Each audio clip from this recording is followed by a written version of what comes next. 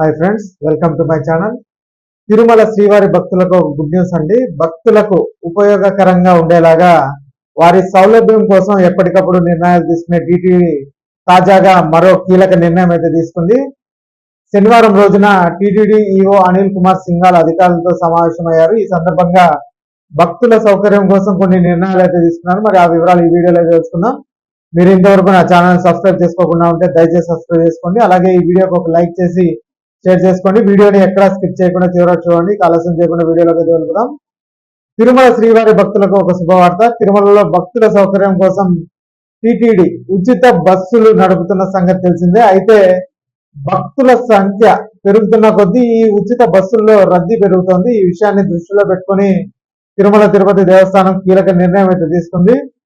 తిరుమలలో ఉచిత బస్సుల సంఖ్యను పెంచాలని నిర్ణయించింది. TTD EO Anil Kumar Singhal TTD పరిపాలనా భవనంలో అధికారులతో శనివారం సమీక్షా సమావేశం అయితే నిర్వహించారండి. ఈ సందర్భంగా టీటీడీ ఈఓ అధికారులకు పలు కీలక సూచనలు అయితే చేశారు. శ్రీవారి భక్తుల సౌకర్యం కోసం తిరుమలలో వివిధ ప్రాంతాలలో సులువుగా గుర్తించేలాగా సూచిక బోర్డులను మరింత ఆకర్షణీయంగా తీర్చిదిద్దాలని అధికారులను అయితే ఆదేశించారంటే సైన్ బోర్డ్స్, మనం ఎటు వెళ్ళాలి, ఎటుపక్కకి వెళ్తే మనకి రూమ్స్ అలాట్ అయినాయి, ఎటుపక్క వెళ్తే గుడికి దారి ఉంది, మన తలనీలాలు సమర్పించాలంటే ఎటుపక్క పోవాలనే సైన్ బోర్డ్స్ అయితే ఇంకా ఆకర్షణీయంగా ఎక్కువగా పెట్టాలని అధికారులకు అయితే చెప్పారండి. ఇక అలాగే శ్రీవారి భక్తులు తిరుమలలో వివిధ ప్రాంతాలకు సకాలంలో చేరుకునేలాగా టీటీడీ ఏర్పాటు చేసిన ఉచిత బస్సుల సంఖ్యను కూడా పెంచాలని సూచించారు.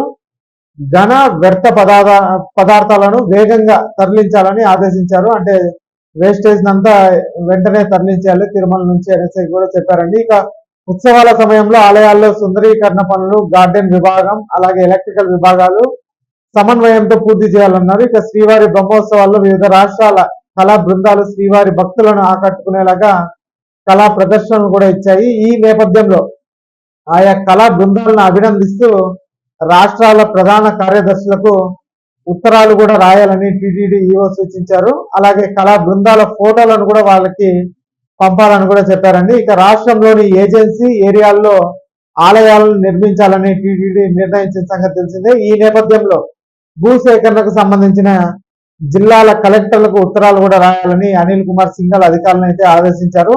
ఇక రాష్ట్రాల్లో శ్రీవారి ఆలయాల నిర్మాణం కోసం ఆయా రాష్ట్ర ప్రభుత్వ ప్రధాన కార్యదర్శులకు ప్రత్యుత్తరాలు వేగంగా చేయాలనేసి టీటీడీ ఈఓ అయితే చెప్పారు. ఇక ఈ వీడియో నచ్చినట్టయితే ఒక లైక్ చేయండి. అలాగే మా ఛానల్ సబ్స్క్రైబ్ చేసుకోండి. Thanks for watching.